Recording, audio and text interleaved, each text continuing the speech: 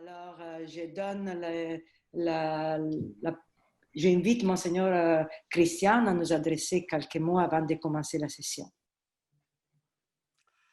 Alors, le chant vient nous rappeler ta vie, Seigneur, la vie du Seigneur, la vie du Seigneur qui fait son œuvre en nous, mais qui veut aussi faire son œuvre à travers nous. Et c'est tout l'enjeu dans lequel nous nous retrouvons, comment en ce temps de pandémie, dans une pastorale dite hybride, où on articule présentiel et virtuel, comment allons-nous être au service du Seigneur pour qu'il fasse son œuvre à travers nous, pour qu'il fasse son œuvre dans les autres, pour être au service de l'œuvre du Seigneur, de la vie du Seigneur qui ne cesse jamais d'être présente. Alors, je vais faire une prière d'abandon qui vient de Charles de Foucault. Alors, je la fais souvent depuis le début de la pandémie. Je la connaissais, mais je ne la récitais pas souvent. Là, je la récite souvent depuis le début de la pandémie. Parce que l'abandon, quelque part, c'est réconfortant, mais en même temps, ça demande du courage. C'est de vraiment en se remettre à Dieu alors qu'on ne sait pas ce qui nous attend demain. C'est vraiment l'inconnu. Mais Dieu est connu et Dieu a sa lumière et Dieu nous guide. Mon Père, je m'abandonne à toi. Fais de moi ce qu'il te plaira. Quoi que tu fasses de moi, je te remercie. Je suis prêt à tout, j'accepte tout. Pourvu que ta volonté se fasse en moi, en toutes tes créatures, je ne désire rien d'autre, mon Dieu. Je remets mon âme entre tes mains. Je te la donne, mon Dieu, avec tout l'amour de mon cœur, parce que je t'aime et que ce m'est un besoin d'amour de me donner, de me remettre entre tes mains sans mesure, avec une infinie confiance, car tu es mon Père. Au nom du Père et du Fils et du Saint-Esprit. Amen. Bon, maintenant, on commence le travail. Et alors, je donne la parole à Isabelle et Lucie qui vont animer cette deuxième session.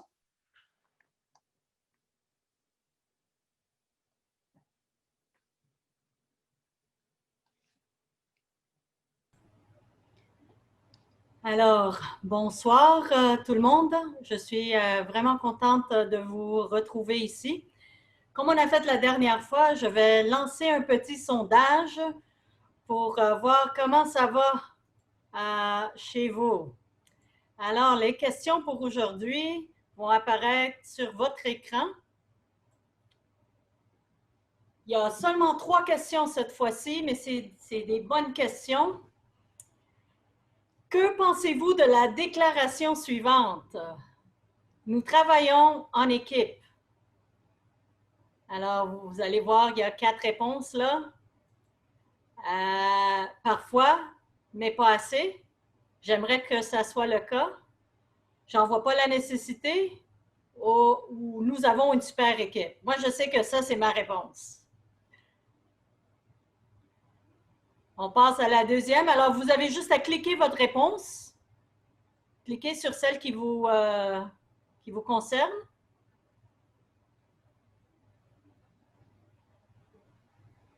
Dans la deuxième question, je vais attendre que les gens répondent à la première encore.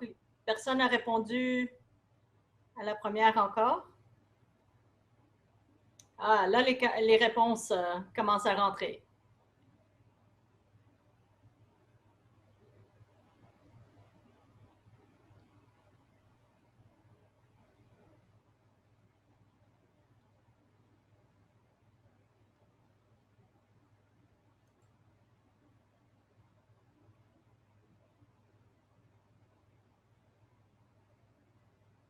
Bon. OK, on va passer à la deuxième question. Quelle est votre plus grande préoccupation concernant le modèle hybride? Peut-être que pour certains, c'est « je ne sais pas » ou à d'autres, « j'en ai pas des préoccupations » ou « j'ai besoin de savoir plus » ou « je comprends le concept, mais je ne sais pas comment le mettre en pratique » ou « je suis convaincue à 100% que je me sens... mais je suis convaincue à 100%, mais je me sens seule dans ma paroisse ».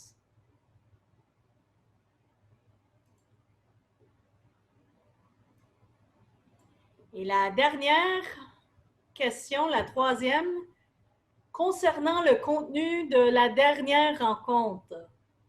Alors, quel est votre cas? J'ai eu l'occasion de revoir la vidéo YouTube ou les diapositives par moi-même. J'ai eu l'occasion de voir le matériel, mais avec mon équipe. J'ai envoyé les liens à certains de nos bénévoles. J'ai eu une excellente conversation avec des amis ou ma famille. Je n'ai pas trouvé les liens, qui se peut parce que notre site web a tombé en panne, alors ça se peut que plusieurs répondent comme ça. J'ai invité quelqu'un d'autre à assister avec moi à cette session. Ou d'autres, ils n'ont pas eu l'occasion de rien faire jusqu'à maintenant. Alors, je vous donne encore une trentaine de secondes pour finir les réponses.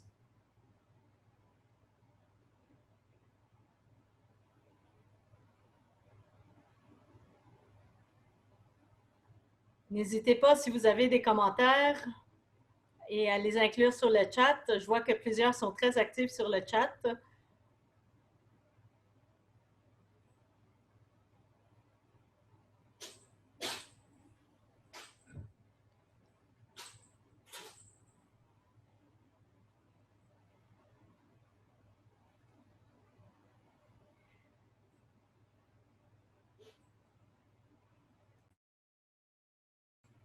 Alors, je vais fermer maintenant le poll pour qu'on voit les réponses de tout le monde. Et alors, pour la première question, c'est divisé entre deux réponses. Quand on dit « nous travaillons en équipe », on a dit « parfois, mais pas assez ». Puis l'autre moitié a dit « on a une super équipe formidable ». Excellent, excellent. À la deuxième question, quelle est votre plus grande préoccupation au modèle hybride? On veut en savoir plus. Ça, c'est la réponse plus populaire. Et en deuxième, on comprend le concept, mais on veut savoir comment le mettre en pratique. Ça s'en vient. On chemine vers ça. Et pour la troisième question, la réponse la plus populaire, c'est que soit qu'on a eu la chance de visionner la vidéo une autre fois, ou soit qu'on a invité des personnes à venir à cette session, puis on a eu une conversation très intéressante avec des autres. Mais excellent! Alors, comme vous savez, ce n'est pas la première session, c'est la deuxième session. Et on a déjà commencé à bâtir la troisième et quatrième et cinquième session. Alors, on est conscient que c'est un cheminement et on n'est qu'au début de ce cheminement. Et les prochaines sessions, ce qui est important à savoir, c'est que les prochaines sessions sont bâties en essayant de répondre concrètement à vos questions. C'est pour ça qu'on vous encourage beaucoup à utiliser le chat, parce que vos questions très concrètes nous amènent à vouloir répondre de façon très concrète dans les prochaines sessions.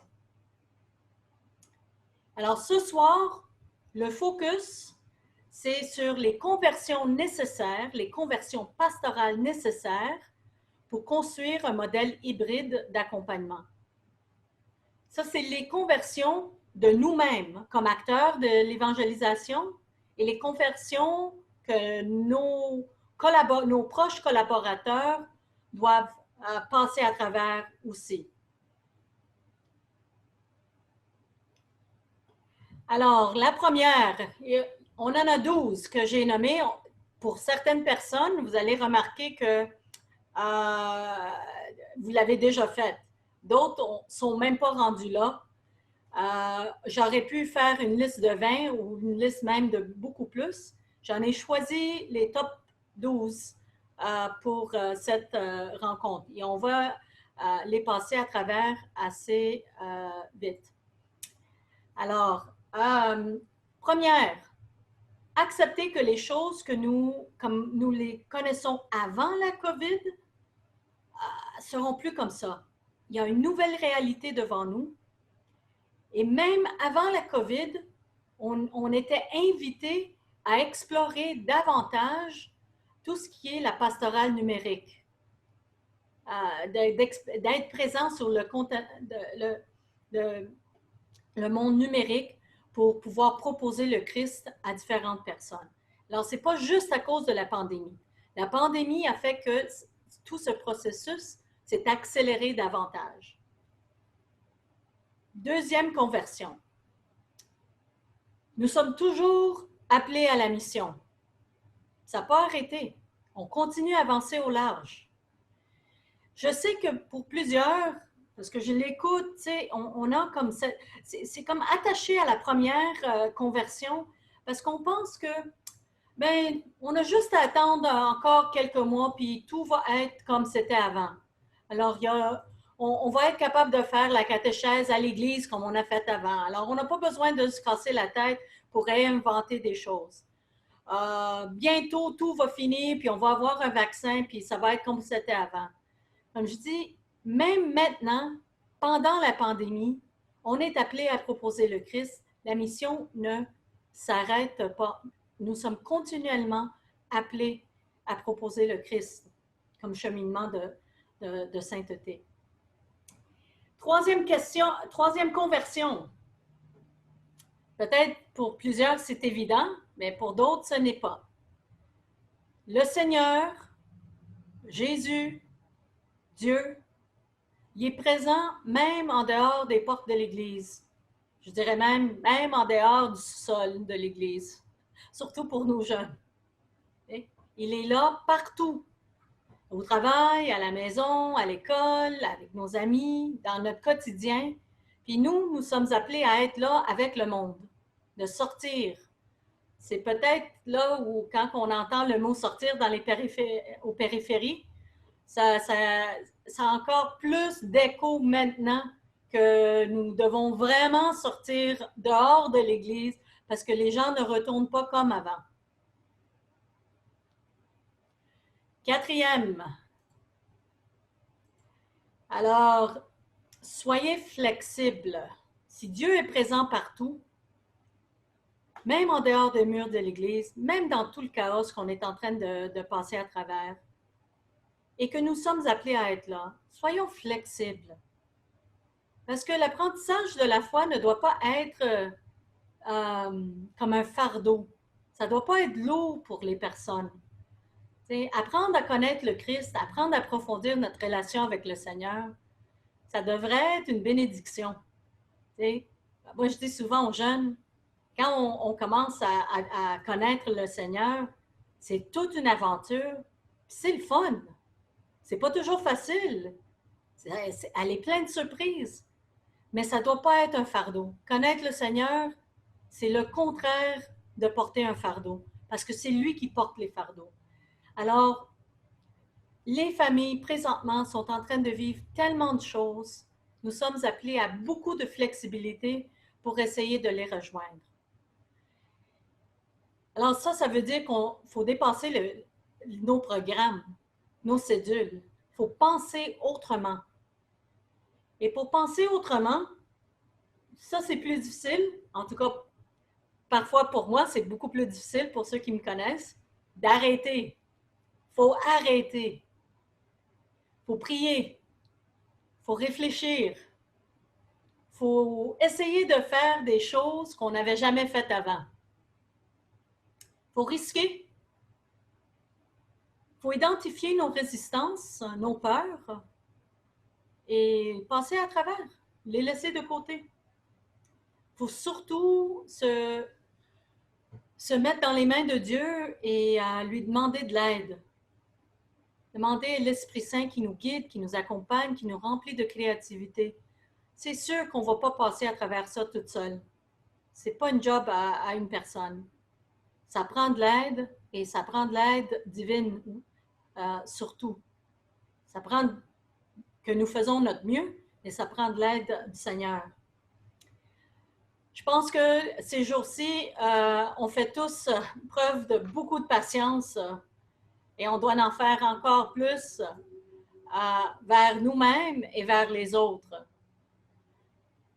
Avoir beaucoup d'espérance, beaucoup d'espoir et s'entourer, ça c'est le plus grand défi, au moins pour plusieurs personnes, s'entourer de personnes qui veulent cheminer, qui veulent travailler dans la même direction. Okay? Parce que qu'est-ce qu'on est en train de faire? C'est contre-courant. Et on a besoin d'une équipe. On ne peut pas faire ça toute seule. C'est décourageant de le faire toute seule. 6e, on est déjà à la 6e. Le passage à une pastorale hybride exige beaucoup plus que des bonnes intentions. Alors, peut-être vous vous posez la question, alors ça exige quoi d'abord? Alors, ça demande une stratégie. Une stratégie qui est construite par une équipe, qui aboutit dans un plan d'action concret et qui commence par une initiative. Puis on bâtit à partir de cette initiative.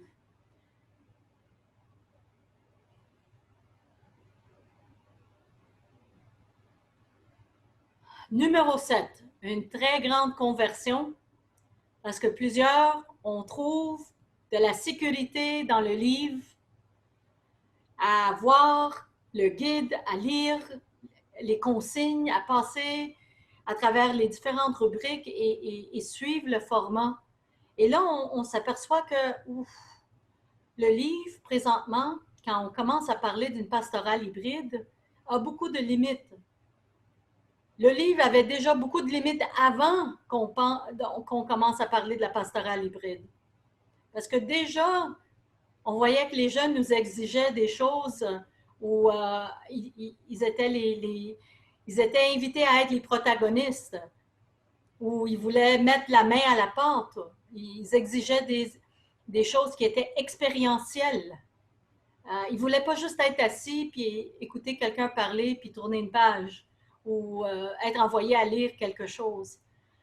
On apprend aussi que quand on pense en dehors du modèle du livre, on se rend compte que nos jeunes, il y en a nos jeunes et nos personnes à tous les âges, il y en a des personnes qui aiment apprendre en solo, par eux-mêmes, et il y en a d'autres qui nécessitent d'apprendre, ils cherchent un groupe, la fraternité, une communauté pour mieux apprendre.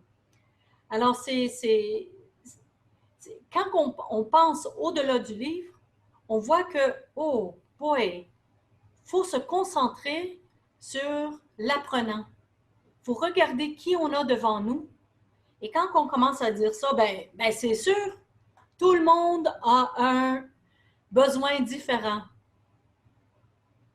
Une variété de styles d'apprentissage. Il n'y a pas une personne qui apprend de la même manière.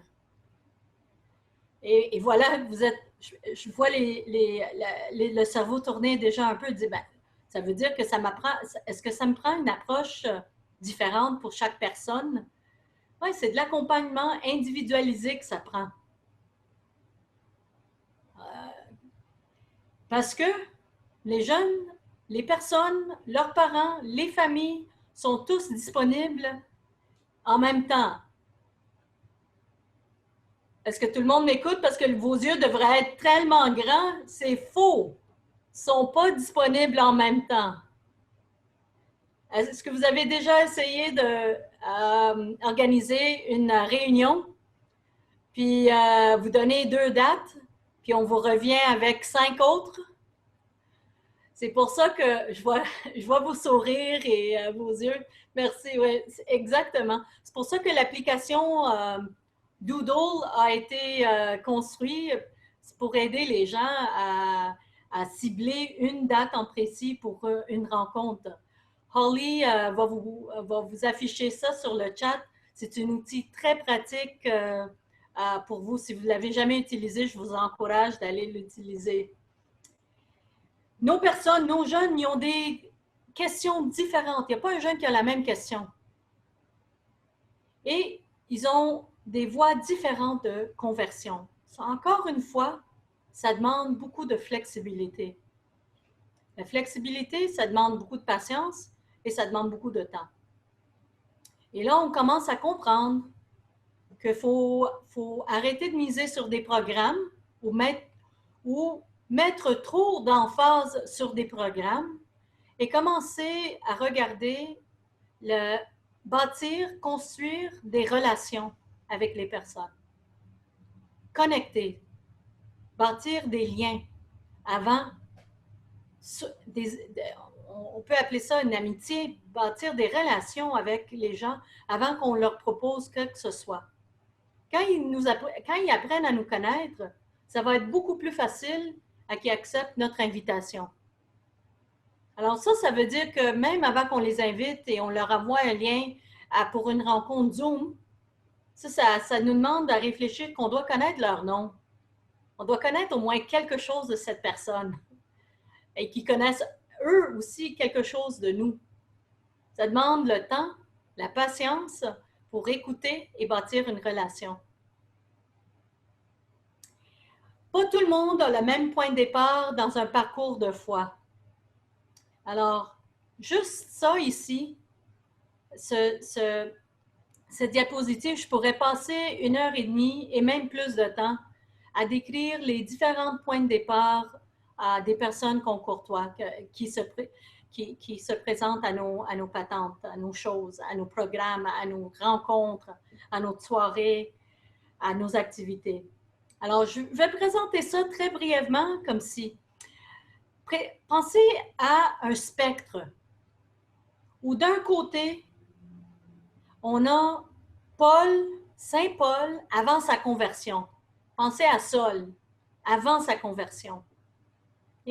Ou l'hostilité qui provient de la haine.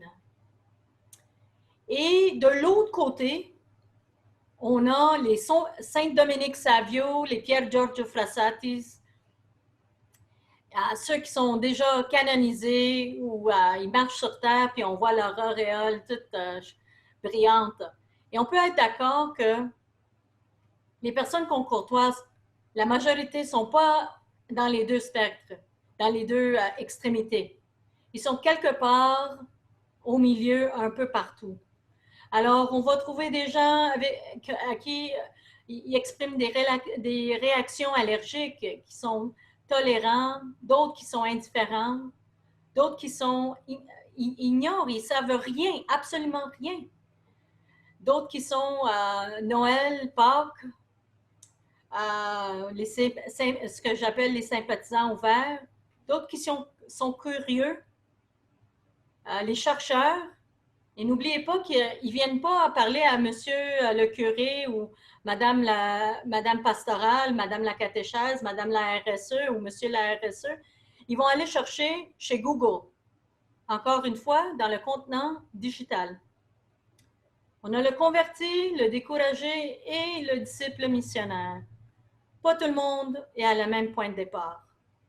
Alors, mais la réponse est toujours pareille. C'est un désir de les aider à rencontrer le Christ par tout ce qu'on fait. On est appelé à les aimer comme le Seigneur les aime. Le Seigneur prend tout le monde, puis il aime tout le monde, puis il chemine avec tout le monde, et à partir du point de départ où il se trouve. Alors, vous voyez le chose en rouge ici, dans la diapo? Ici, ces personnes-là, ils n'ont pas une relation avec quelqu'un de l'Église. Ils n'ont pas bâti une amitié, ils ne connaissent pas quelqu'un. Ils ont comme un manque de confiance envers tout ce qui est institution, tout ce qui est les gens qui viennent de l'Église. Alors, ça prend beaucoup de temps pour bâtir une relation avant qu'on commence à répondre à leurs questions.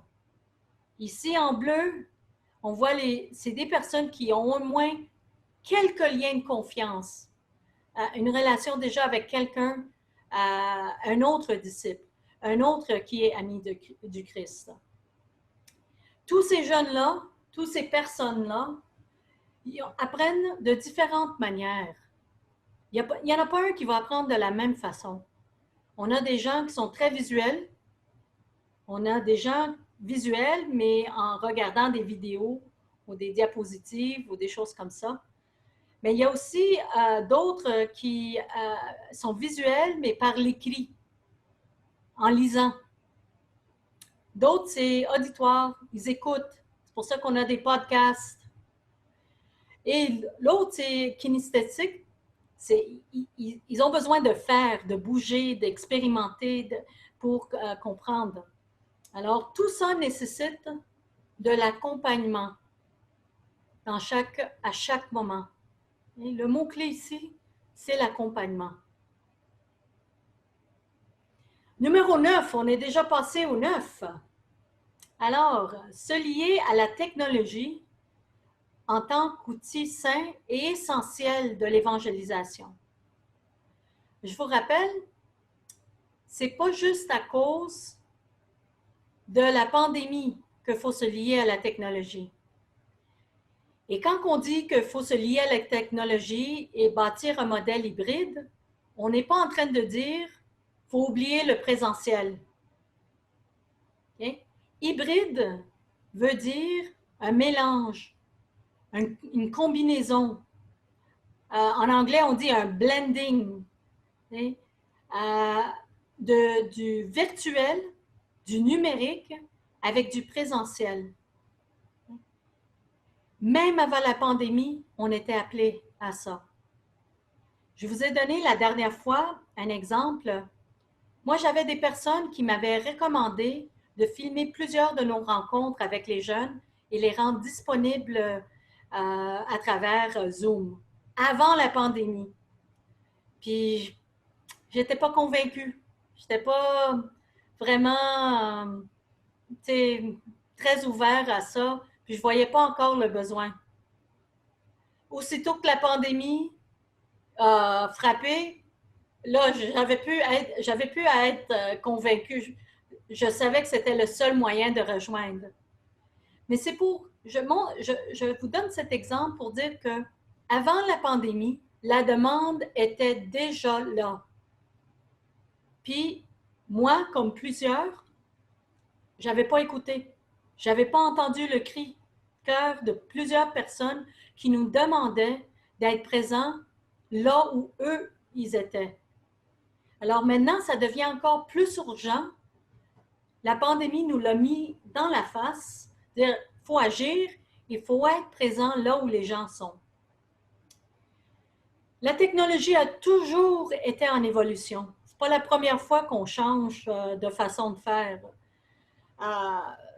Regarde, je ne sais pas si vous avez plusieurs peut-être ont connu la machine à dactylo. Quand ça a été introduit, la parole de Dieu, l'accès à la parole de Dieu a changé tellement. Et maintenant que c'est numérique, ça en change encore davantage. Nous, on s'est toujours adapté. Je ne vois pas pourquoi maintenant, comme être humain, on ne s'adapterait pas. On est appelé à poursuivre cette ligne d'adaptation comme l'ont fait plein d'autres avant nous. Le monde numérique, c'est ce qui caractérise le monde contemporain présentement. Pour moi, j'étais convaincue de ça quand ma mère a été d'accord d'avoir son premier téléphone cellulaire, son premier smartphone avec la petite fenêtre qui bouge tout le temps. Quand elle a dit oui à ça, j'étais convaincue que le monde numérique caractérise ce monde contemporain. On ne peut pas s'en passer maintenant. Ça change les notions de temps, la perception de soi, la perception de d'autres dans le monde, notre façon de communiquer, notre façon d'apprendre, notre façon de former et d'entrer en relation avec d'autres. Et ça vient de Christus Vivit, bien avant la pandémie. L'Internet et les réseaux sociaux ont créé une nouvelle manière de communiquer. Il y a beaucoup de personnes encore qui portent une résistance. Nos jeunes sont tout le temps avec la technologie, sont tout le temps le visage dans le téléphone. Et moi, je ne dis pas qu'ils ne doivent pas développer des relations en dehors de la technologie, mais je dis qu'ils sont là. Il faut trouver une façon de les rejoindre là aussi pour pouvoir faire des choses aussi en présentiel avec eux. On est en train d'encourager un modèle hybride, un mélange des deux. Lucie.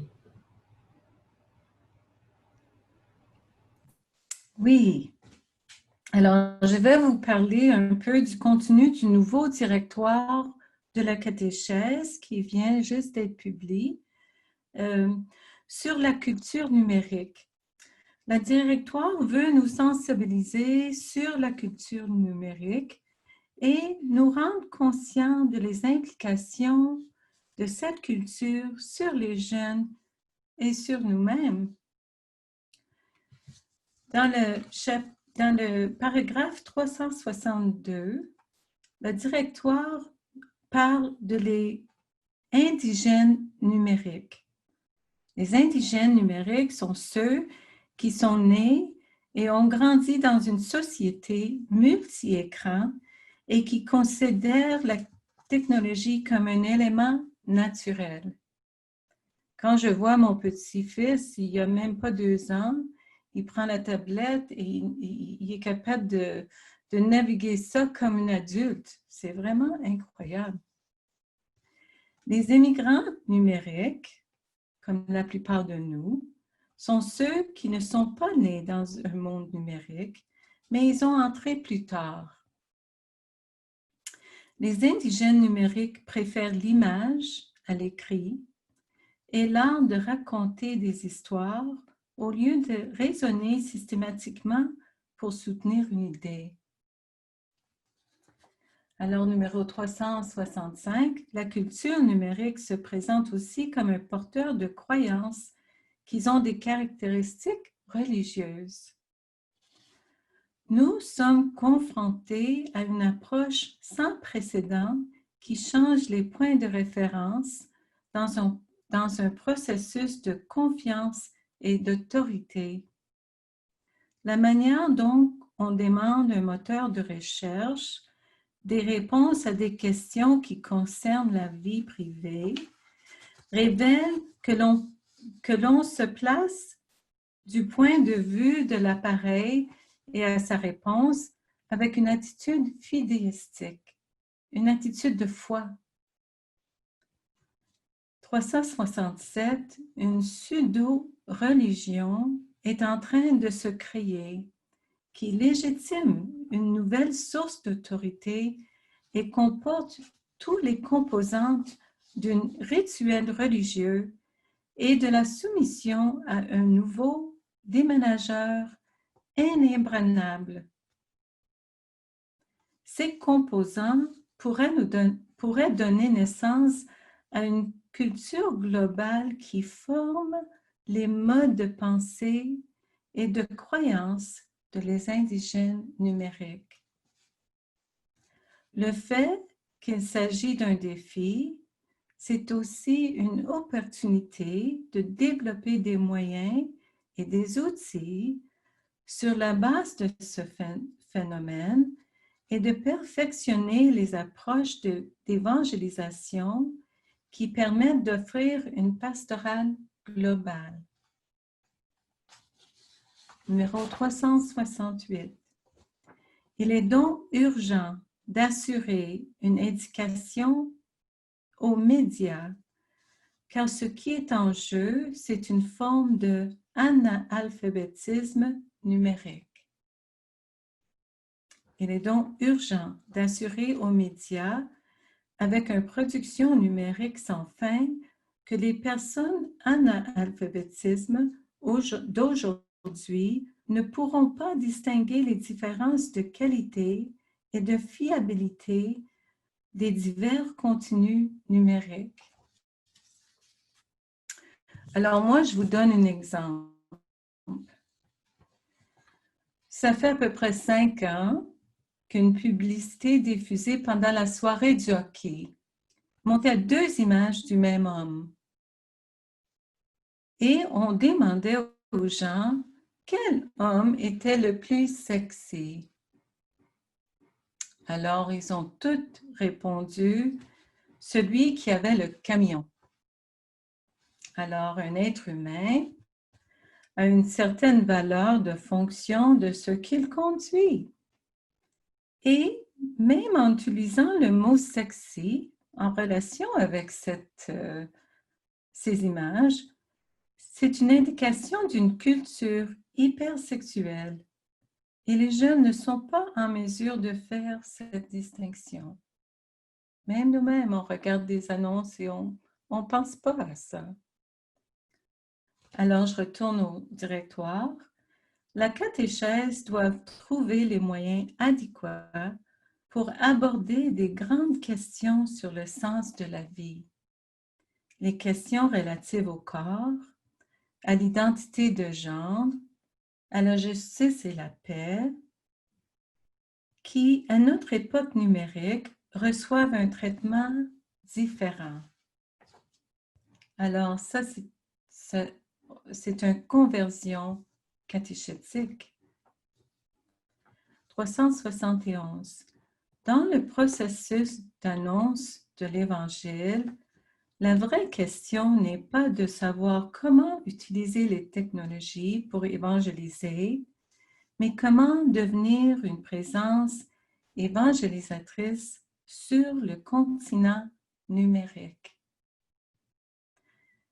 La catéchèse ne peut se contenter de se numériser en offrant des outils numériques, mais doit aussi offrir des espaces pour des expériences de foi. La tâche de la génération adulte qui veut transmettre la foi est de favoriser des expériences. Parce que les jeunes, ils cherchent des expériences. Ça, c'est mes mots à moi. Il est important de ne pas confondre les moyens avec la fin, de discerner comment utiliser la technologie et d'aller au-delà pour retrouver une humanité renouvelée dans la relation avec le Christ. Alors, c'est pourquoi qu'on parle de cette conversion pastorale et pourquoi qu'on parle de cette méthode, manière, approche hybride.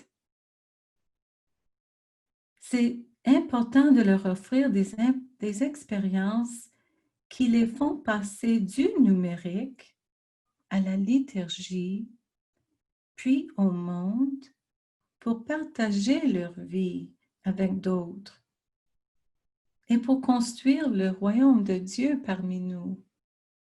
C'est ça notre grande tâche.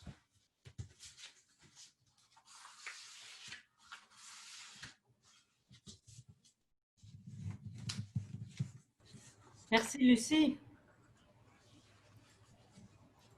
Alors, numéro 10, on arrive à la conversion numéro 10.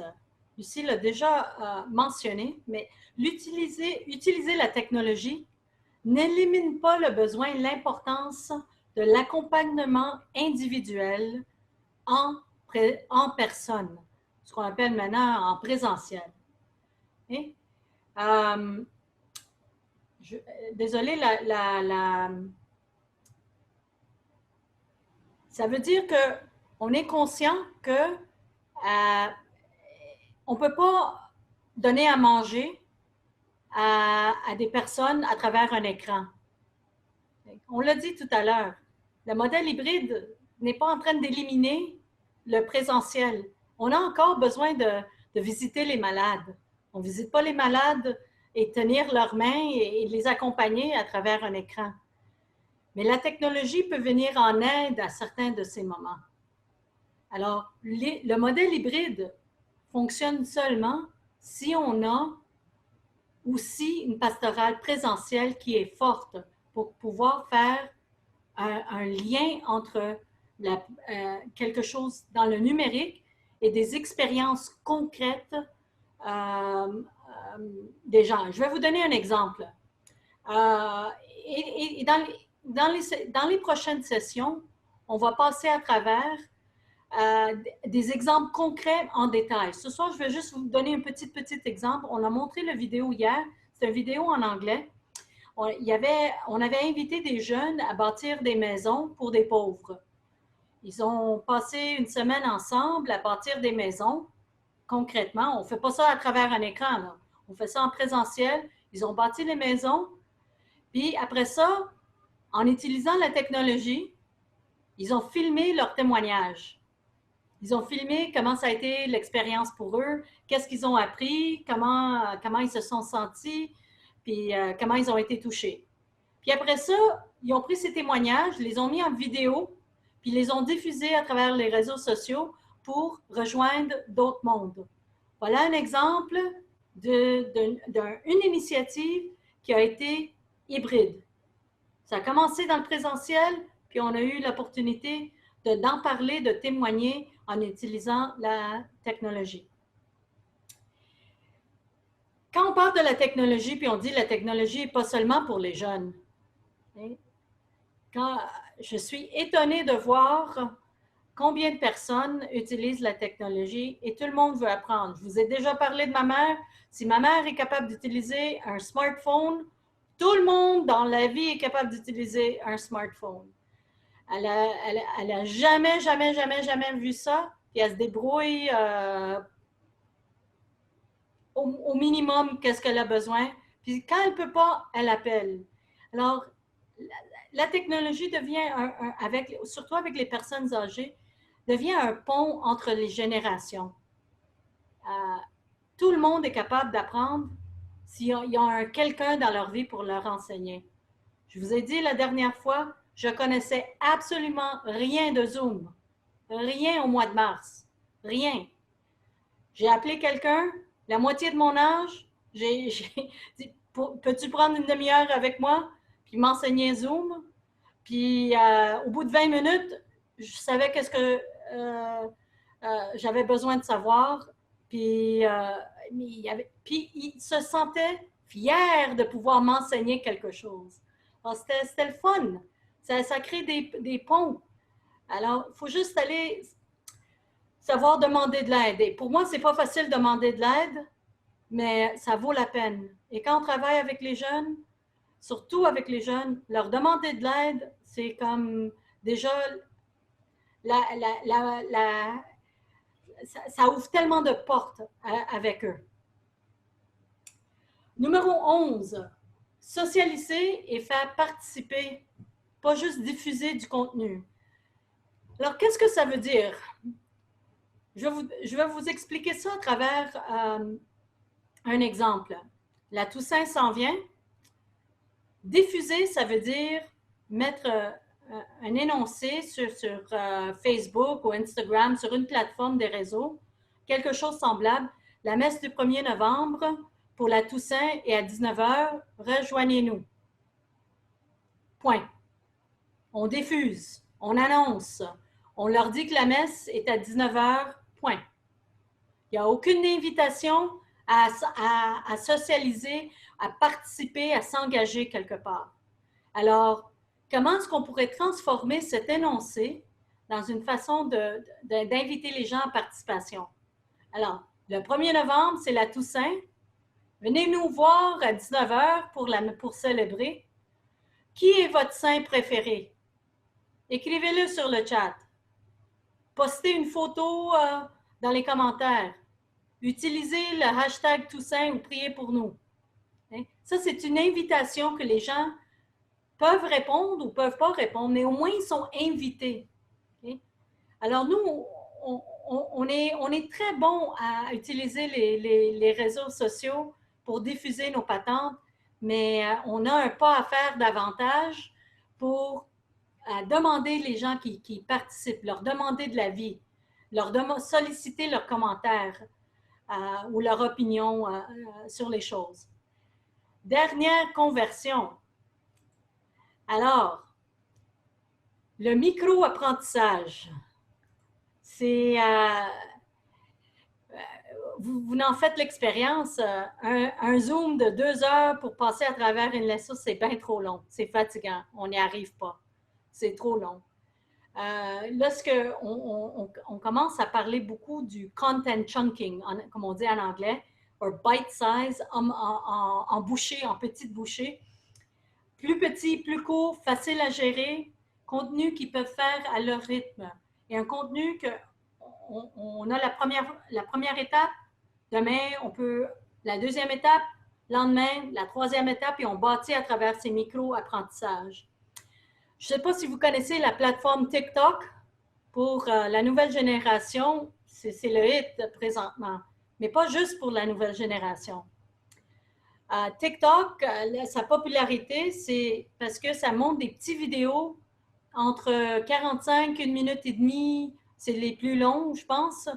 Et c'est pas juste les jeunes qui utilisent ça. Plein de compagnies commencent à l'utiliser pour faire passer leur message. Comme il y a plein de personnes qui donnent des recettes.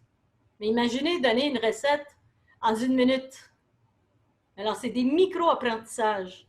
Où il y a des gens qui donnent la première partie de la recette, puis après ça, ils vont faire une deuxième vidéo pour la deuxième et troisième partie. Il y a des gens qui donnent des exercices. Alors, ils vont donner des exercices pour le conditionnement physique. Ils vont donner un exercice dans une petite vidéo, puis après ça, ils disent « Cliquez pour voir le prochain. » OK, il y a un deuxième exercice, il y a un troisième, etc. Alors, l'idée, c'est de couper le contenu en des petites expériences. Et les gens aiment apprendre comme ça. Ils sont dans un arrêt d'autobus, une ou 2 minutes, disons, puis ils vont écouter une vidéo, puis ça, c'est cool. Puis ils vont cliquer sur le lien s'ils veulent apprendre plus. Mais sinon, ils restent avec ça, puis au moins, ils ont ça. C'est vraiment très populaire. Pourquoi? Parce qu'on est tous comme Monseigneur a dit la dernière fois, on ne veut pas être des zombies. Et on commence à être fatigué de l'écran. Puis ça nous prend de doser les affaires qu'on fait pour le mode écran. Ce qu'on faisait en présentiel, on ne peut pas le faire à travers un écran. Il faut vraiment couper le contenu en plus petit. Alors voilà pour ce soir, un peu la présentation. Maintenant, c'est à votre tour. OK? On va rentrer bientôt dans les groupes. Et je veux vraiment qu'on comprenne la question, on va passer à la discussion dans le groupe, parce que je veux vraiment vous entendre. Pour vous, personnellement, quelle est la conversion nécessaire chez vous pour passer à une pastorale d'accompagnement? Chez vous et dans votre communauté. Okay? Surtout, pensez à les acteurs de l'évangélisation. Qu'est-ce qui doit changer concrètement dans votre milieu pour pouvoir bâtir une pastorale d'accompagnement hybride? Alors, je laisse Harley vous donner les détails de comment on va procéder. Alors, bonsoir tout le monde. Nous sommes 68 personnes ici et c'est une grande joie et on veut entendre de vous. Mais bien sûr, si on prend le temps, chacun et chacune, ça va nous prendre beaucoup de temps. Alors, on va vous mettre en petits groupes de partage pour que vous puissiez partager avec d'autres personnes et d'autres communautés. C'est sûr que comme Isabelle nous avait montré le spectre de la réponse à la foi, c'est un peu la même chose. Chacun et chacune ont une expérience différente dans vos paroisses. Alors, ne soyez pas surpris que peut-être dans votre groupe, il y en a que la pastorale hybride, c'est normal et que d'autres, peut-être, c'est tout nouveau et vous ne savez pas. N'ayez pas peur de partager un peu. C'est vraiment cette richesse de notre diocèse, de ces rassemblements qui nous rappellent, comme l'archevêque nous dit toujours, qu'on n'est jamais seul. Partager, ça nous donne l'opportunité de voir comment les autres vivent les choses aussi. Alors, vous allez recevoir soit une demande ou vous allez être mis directement dans une salle Zoom avec d'autres personnes. Vous allez remarquer qu'il y a une minuterie en haut à droite ou à droite ici qui vous donne le minutage. Alors, on vous demande, s'il vous plaît, de partager le temps avec tout le monde, de vous assurer que tout le monde ait la chance de parler et de s'exprimer. Quand vous commencez, on vous invite à vous présenter chacune, votre nom, la communauté, peut-être votre rôle, ce que vous faites dans cette communauté, et de choisir une personne qui prendra des notes pour partager avec le grand groupe quand on retourne. Alors, quand le temps sera écoulé, vous reviendrez dans cette salle ici et on va vous demander un groupe à la fois. On va commencer avec le groupe numéro 1 et on va continuer. On va ouvrir la parole à tous, de partager seulement 30 secondes chaque. OK? Ça, c'est quand on revient, après votre partage en petits groupes. Et on vous demande vraiment de garder ça très court pour donner la chance à tout le monde. Et voilà, je vous répète la question. Quelles sont les conversions pastorales nécessaires pour vous personnellement pour construire un modèle hybride d'accompagnement dans votre communauté? Et voilà.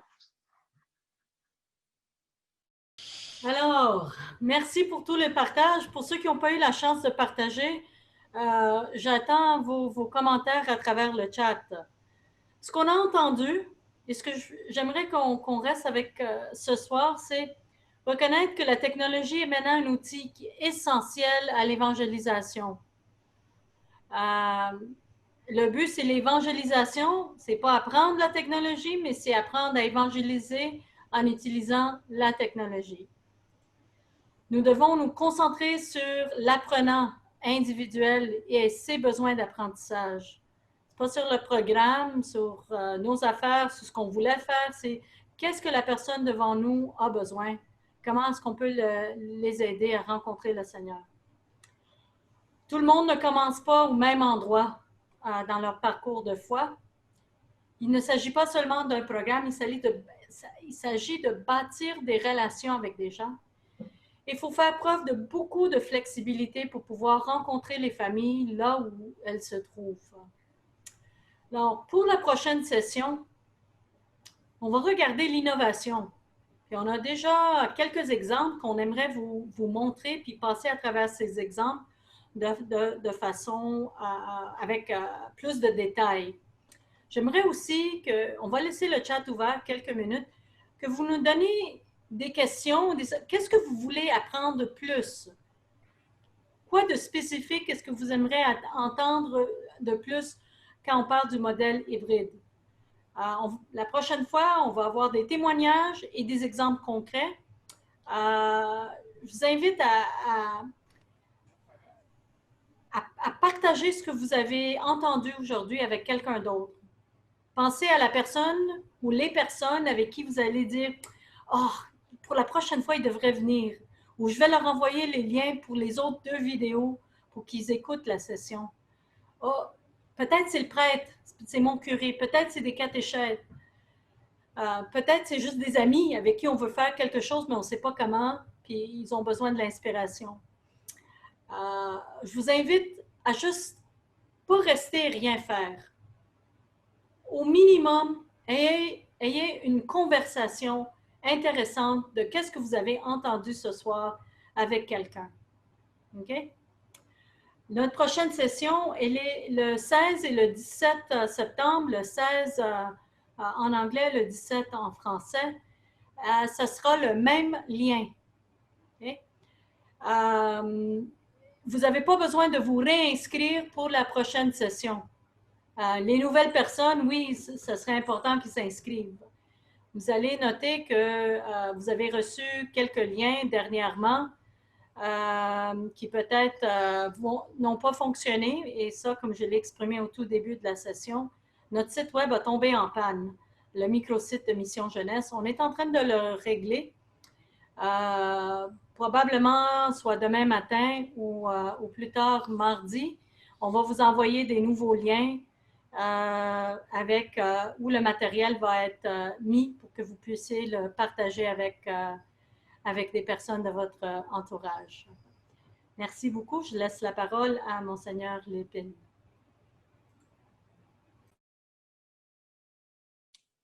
Je suis en train de prendre le courriel de M. Robert Mador. Alors, il vous l'a envoyé. Allez voir dans les contacts, il vous l'a envoyé. Puis, demandez-lui ce qu'ils font. Et puis, pour Fernando à la mission Sainte-Thérèse, peut-être, Fernando, tu peux peut-être mettre une adresse courriel dans le contact, hein, où on peut te rejoindre. OK. Alors, moi, je dirais, lâchez pas, on continue, on va de l'avant. Disons, juste pour vous dire comment les choses avancent, disons, je pense qu'à un moment donné, ce qui est difficile pour l'être humain, de façon générale, c'est d'être devant l'inconnu. Puis des fois, on attend de savoir ce qui s'en vient avant d'avancer. Là, il faut être dans le modèle Abraham.